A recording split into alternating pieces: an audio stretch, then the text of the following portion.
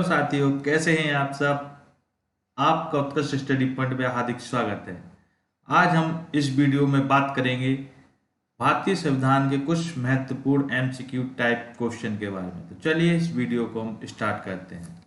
तो आज का पहला क्वेश्चन है दोस्तों, राज्य की नीति निर्देशक सिद्धांतों को भारतीय संविधान में शामिल किए जाने का उद्देश्य क्या है।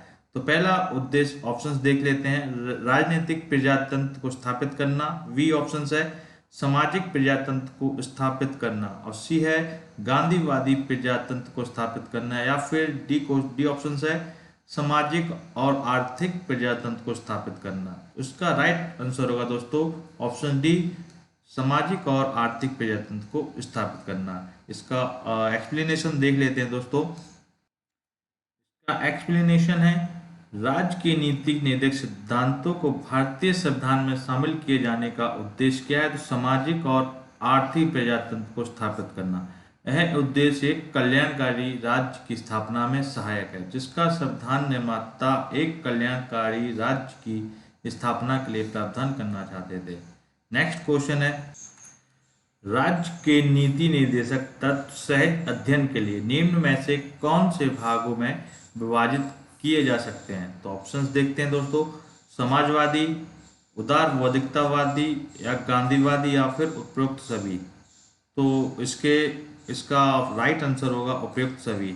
इस पे टिक कर दिया है तो इसका राइट आंसर हो जाएगा दोस्तों उपरोक्त सभी।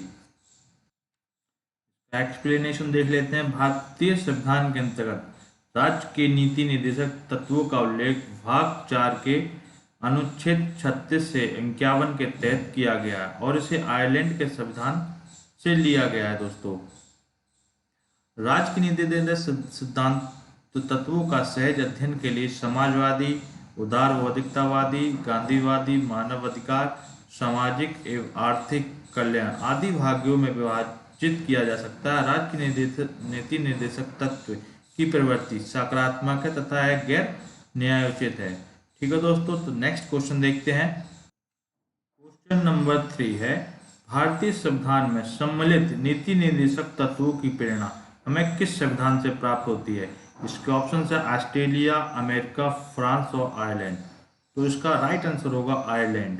इसका एक्सप्लेनेशन है दोस्तों, भारतीय संविधान में सम्मिलित नीति निर्देशक तत्वों की प्रेरणा हमें वर्ष 1937 के आयरलैंड के संविधान से प्राप्त हुई है। आयरलैंड के संविधान के से अनुसरणीय भाग पर फेबिनियनवाद, समाजवाद, उदार लोकतांत्रिक और विचारधाराओं, गांधीवाद और मानव अधिकारों की सार्वत्रिक घोषणाओं आदि का व्यापक प्रभाव पड़ा है।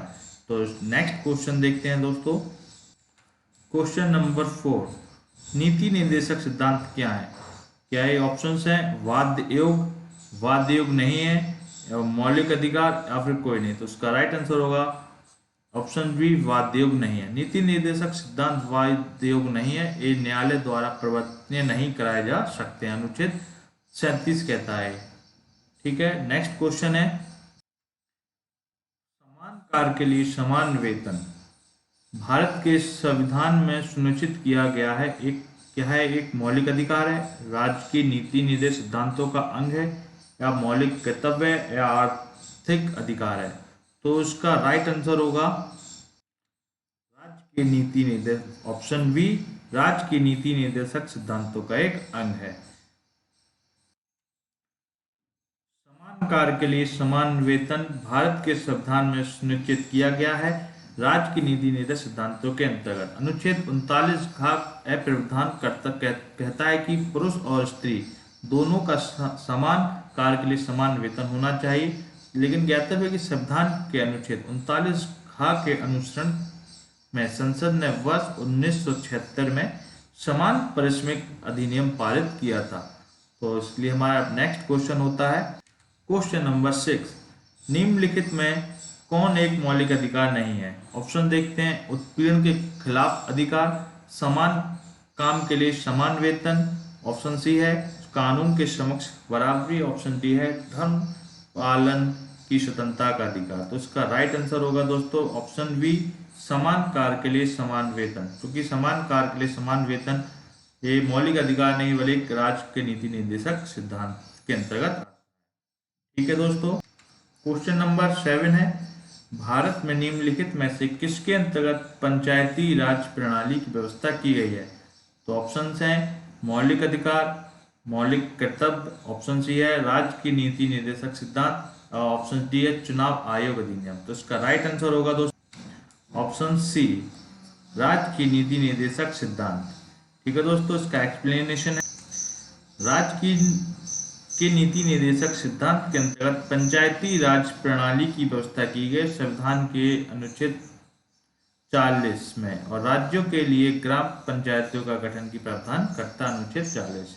नेक्स्ट क्वेश्चन है, क्वेश्चन नंबर 8 है, निम्नलिखित अनुच्छेदों में से कौन एक राज्य सरकार को ग्राम पंचायतों को संगठित करने के लिए निर्देशित करता है? तो ऑप्शन हैं अनुच्छेद 32, अनुच्छेद 40, अनुच्छेद 48 या अनुच्छेद 51। तो उसका राइट आंसर होगा वी, अनुच्छेद 40।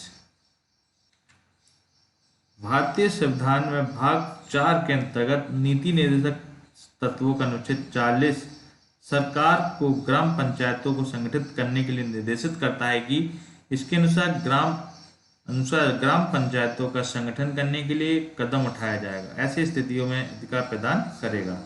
ठीक है दोस्तों, नेक्स्ट क्वेश्चन है, क्वेश्चन नंबर 9, सूची 1 और सूची 2 सम्मिलित करना है। तो अनुच्छेद 1, अनुच्छेद 40, अनुच्छेद 41, अनुच्छेद 44 और अनुच्छेद 48 ये किस से रिलेटेड है? तो मिलान करते हैं। अनुच्छेद 40 जो है ग्राम पंचायतों का गठन करता है दोस्तों, अनुच्छेद 41 काम करने का अधिकार से सम्मिलित है, और अनुच्छेद 44 जो है समान नागरिक संहिता, और अनुच्छेद 48 कृषि एवं पशुपालन से सम्मिलित है।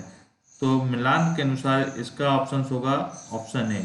ठीक है दोस्तों, तो है अनुच्छेद 40 क्या कहता है? ग्राम पंचायतों का गठन जो अनुच्छेद 40 के अंतर्गत आता है, और अनुच्छेद 41 के अंतर्गत कुछ दशाओं में काम, शिक्षा, लोक सहायता पाने का अधिकार के अंतर्गत 41 के अंतर्गत आता है। अनुच्छेद 44 के अंतर्गत नागरिकों के लिए समान नागरिक संहिता, और अनुच्छेद 48 के अंतर्गत आता है कृषि एवं पशुपालन का गठन। इसलिए हम नेक्स्ट क्वेश्चन पे चलते। क्वेश्चन नंबर 10 आज का हमारे लास्ट क्वेश्चन है, राज्य की नीति निर्देशक सिद्धांतों से निम्नलिखित अनुच्छेदों में से कौन सा अंतर्राष्ट्रीय शांति और सुरक्षा से संबंधित है? तो इसके ऑप्शन है अनुच्छेद 51, अनुच्छेद 41 का और अनुच्छेद 43 का और अनुच्छेद 41। तो इसका राइट आंसर होगा दोस्तों ऑप्शन ए, अनुच्छेद 51। 51 क्या कहता है? राज्य की नीति सिद्धांतों का सही सम्मेलन इस प्रकार है कि अनुच्छेद 51 कहता है अंतर्राष्ट्रीय शांति और सुरक्षा संबंध से संबंधित है। वही आर्टिकल 41 कहता है काम, शिक्षा, लोक सहायता पाने का अधिकार से संबंधित है, और आर्टिकल 43 का कहता है उद्योगों के प्रबंध कर्मकारों भाग में लेने के अधिकार से संबंधित है, और आर्टिकल 48 का पर्यावरण संरक्षण संबंध और वन्य जीवों की रक्षा से संबंधित है। तो आज का हम वीडियो यहीं पे समाप्त करते हैं। हमें आशा है कि आपको वीडियो से कुछ सीखने को मिलेगा, कुछ क्वेश्चन आपको हमें उम्मीद है कि आप हमारी वीडियो को लाइक, शेयर, सब्सक्राइब जरूर कीजिए। थैंक यू दोस्तों।